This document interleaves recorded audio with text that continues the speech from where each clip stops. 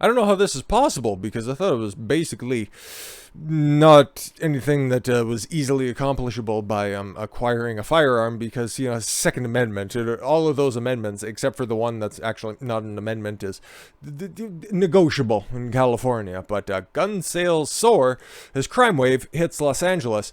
But I thought it's like a destination place. I thought that it was like one of the best places on earth. Like, everybody's really happy and nobody's like fleeing the state in record numbers. It's not like they haven't lost an electoral vote in the recent census. But what could be the solution? Okay. Or what rather could be the problem if we're looking for solutions out there?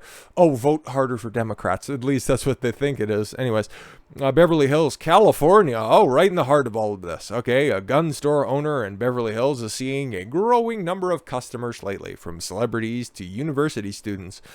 I'm happy with all of that.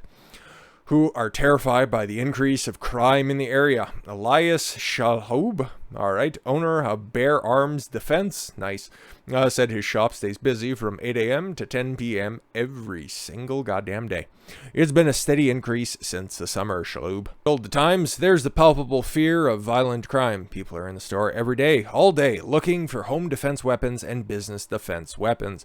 Locals are absolutely terrified by the uptick in robberies targeting wealthy and celebrity residents and regular people as well, because we're going to take a look at the violent crime numbers, and they're up across the board. No shit. But anyways, yeah, in the city, but yeah, he's in Beverly Hills, so obviously that's his clientele. So, okay. The city was shaken after the December shooting death of philanthropist Jacqueline Avant, wife of famed music executive Clarence Avant. He must produce modern music, or at least anything like post 1990, because I don't know who that is. Who was killed during a home invasion robbery. Criminals have also targeted shops in the area with smash and grab burglaries, something we've talked about. And that's not really specific to Beverly Hills, Los Angeles, the greater woke area. No, it's all the way up the coasts. Okay, it's in blue cities all across the country. So people are looking to exercise their Second Amendment rights in more traditionally blue counties throughout the world. Well, not the world. Well, the rest of the world doesn't have Second Amendment rights, but looking to exercise firearm ownership. Let's go with that one. Over the past couple of years, right? Because when all the riots broke out, record gun sales, okay? And then I don't know if it's sagged in certain counties out there, but all the conceivable numbers, even in 2021, all of the numbers were up again. Why? Well, defunding the police is a really good idea that really produces results, if you're in the firearms business, I suppose. And let's take a look at some smaller crimes, okay? Some really fucked up shit that's happening specifically in Los Angeles. A Los Angeles nurse, 70, dies at hospital where she has been working for 38 years after being beaten by a homeless man. 48. This is a very Los Angeles story. Then falling and hitting her head while waiting on bus to work. No motive for the unprovoked attack has been revealed. Bell was being held on $2 million bail, where Bell is the it's Carrie Bell, by the way, a 48-year-old homeless man who was found sleeping not far away from the bus station in connection with the attack. So yeah, it looks like he really cared. It was just another random act of violence in the very affable Los Angeles area where there's no problems at all whatsoever. Just hurry up and sweep everybody out of the way so you can have that attendee-less Super Bowl in about a month's time. That's fucking hilarious, by the way. Oh yeah, there's going to be no fans in the stands for the Super Bowl coming up.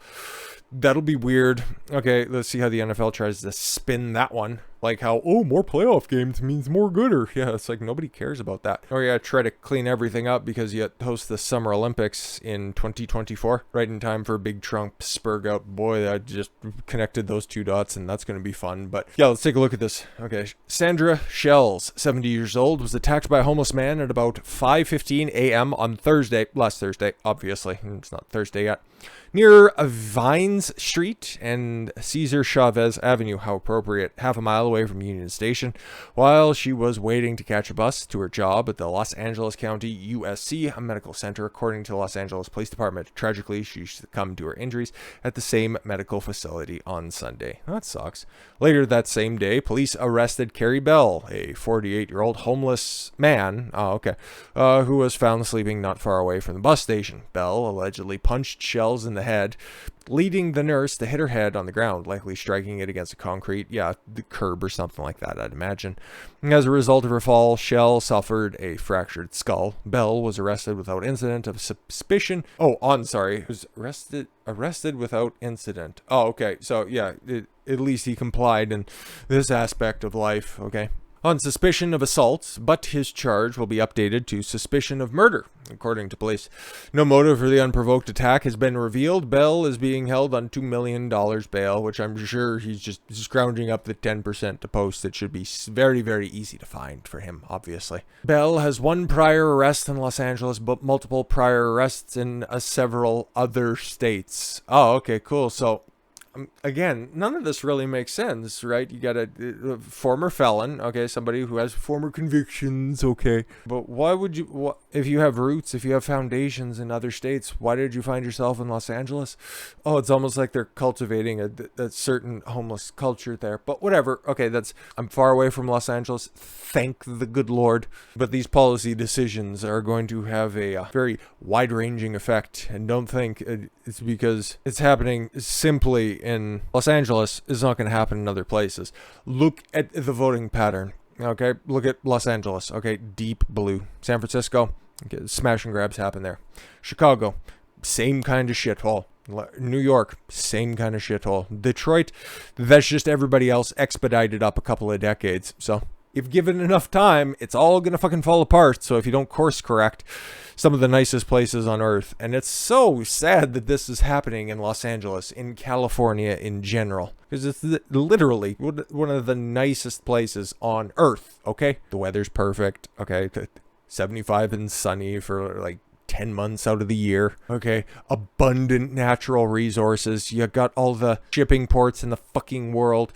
And yet it's all mismanaged by a bunch of woke fucking toddlers. But it's been on the decline for decades, and talking about the politics and the specific intricacies of California politics and the downfall there within is a totally other topic for another time. But we'll get back to that at one point or another. We are deeply saddened by this news. Officials with the Los Angeles County USC Medical's Center said in a statement, Sandra Shells will forever be remembered for her compassionate care and unmatched dedication to her patients and the community throughout the 38-year career at LAC-USC. Sandra worked tirelessly and selflessly to keep her patients safe and healthy, and will always be remembered as a kind, compassionate, soft-skulled woman and giving nurse with a helpful and thoughtful nature, who was a favorite amongst colleagues and patients. There will never be enough words to express our gratitude, but you're really fucking trying for it in this statement, for her tremendous work and dedication. The statement said, yeah, it really does suck, but you take a look at these serious crime spikes, and unfortunately, it's not that unique of a story, really, because violent crimes up, okay? Even though there was a dip, which is really saying something for Los Angeles in 2020. But no, a brand new record. Okay. Up year over year. Okay. Up 4% from 2019. Up 6% from 2020. Property crimes. Okay. It's up 3.6% over the dip in 2020. Okay. But then you get to shooting, which this wasn't. But we're just going to look at a totality of things. Why don't we? Okay. It's been up, man, year over year over year. Okay, 937. 300. You wish. 937 shootings in 2019. 1,298. Couldn't get two more in under the wire, you lazy bastards. 1,298 in 2020. And then for 2021, you guessed it, cresting 1,400 at 1,436 since 2019, up over 50 fucking percent. And what are they doing about it? Letting people camp out in park, calling for more free shit. Like, what the fuck is Los Angeles doing? Are they taking care, literally, by taking care, I mean renting a bulldozer and then just fucking destroying all of those tent cities that are just populating the streets, okay? Are they looking at the 12% increase in homicides, the 7.2% increase in assaults? Okay, this is from 2020 to 2021, okay? 5% increase in robbery, 10% in shooting victims. Okay, and we already looked at the shootings, but yeah. Oh, but good, it's 7% fewer rapes. So I guess instead of just raping the just killing the bitches afterwards. So I guess that's an improvement, I guess, if you're looking for a silver lining in these types of things. But we got one instance where 2022 is looking to really kick things off a bit, especially when it comes to robbery, because you take a look at this. This is from Los Angeles, by the way. Okay, this isn't India, which I did. The picture looks like it could be straight out of a fucking New Delhi slum. Like, you take a look at that. Boxes, garbage, and shit's just getting ravaged, okay? There's been multiple train break-ins, okay? And what are they breaking in? Well, just packages that go through Los Angeles, okay? Y'all know about the shipping crisis, okay? You guys know about the backlog that's there. And then trying to get those packages out and distributed across the country and across North America, really, because everything comes over from Beijing. They land at the port of Los Angeles, and then everything gets disseminated from there.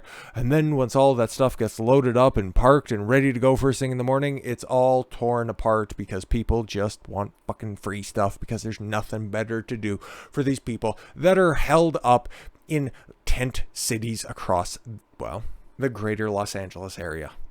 Train burglaries cause Union Pacific shipping companies to consider avoiding Los Angeles, which the port of Los Angeles, you look at it, just space-wise, it's the biggest on the West Coast. Nothing's even close, okay? It has more ports, it has more space than anything else even close.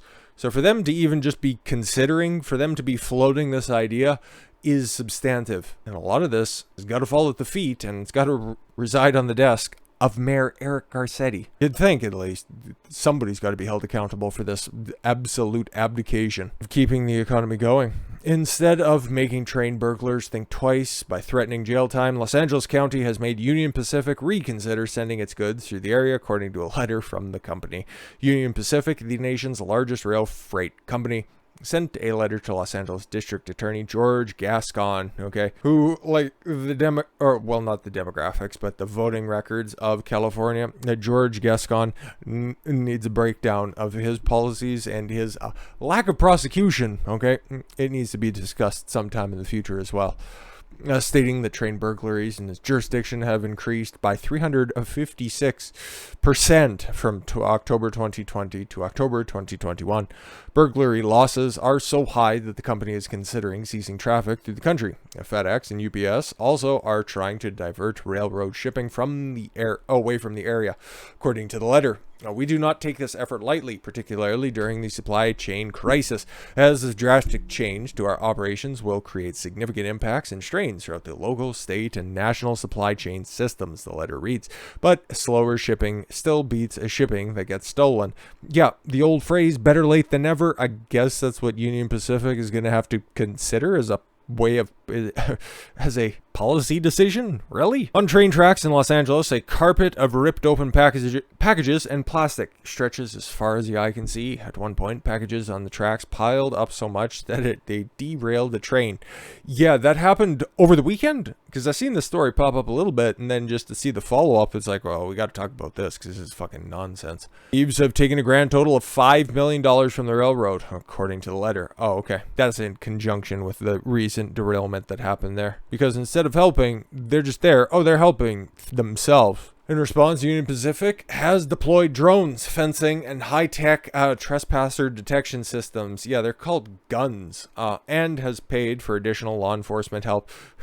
Yep, going through Los Angeles, and you need to buy your own private security. Cool. Vote blue harder, people. The results have been underwhelming, but not because UP has failed to catch criminals.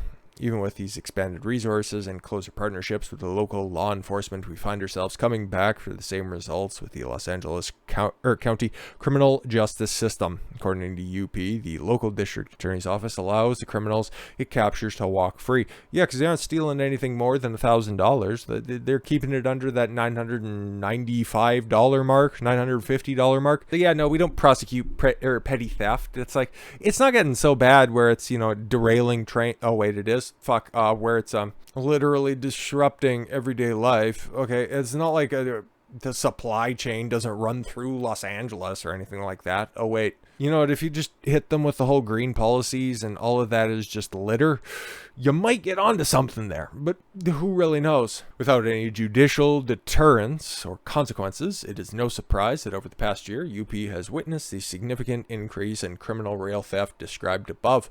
After more than 100 arrests of train robbers, UP says it hasn't been contacted once regarding court proceedings. And considering they have all the surveillance and security that's around there, you'd think if any of these were going to trial or they were being prosecuted in any conceivable fashion that they would be contacting Union Pacific, but they aren't. Many of these arrests were made by UP's own hired security. Of course. Instead of charging thieves with felonies, the district attorney's office has sent them to local courts, reducing their charges to misdemeanors or petty offenses, and released them after they paid a small fine, according to UP. A whole process takes about 1 day. Yep.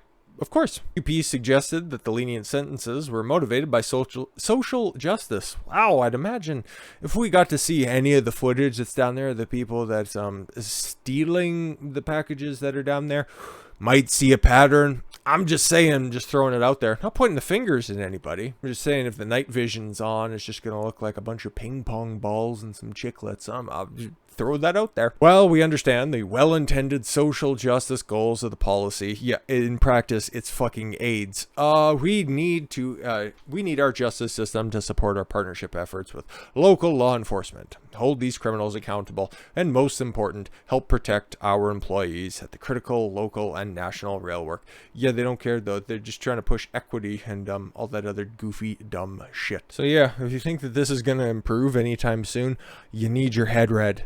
Okay, so don't be surprised if UP just decides that, yeah, we're not going to be sending anything to Los Angeles. So if you got your scoreboard up there, if you're taking a look at what major city is most likely to become the next Detroit, you can have New York City, which is a strong contender, very strong contender. Chicago, for as corrupt as they've been, even though they've had Democrats at the controls for like almost 100 years at this point. I don't even know what's going on there. What's that? You can hear bullet shots off in the distance? Weird. Or you have Los Angeles and just their rapid downfall, because it wasn't even that long ago where everything was on the up and up. But you got your top 3 cities up there, and yeah, they're in a race right to the fucking bottom. And unfortunately, the bottom looks an awful lot like that. With that said, I thank you all very much for the gift of your time. I've been Don Consuelo. Why don't you follow your gut and get after it? Take care, everyone.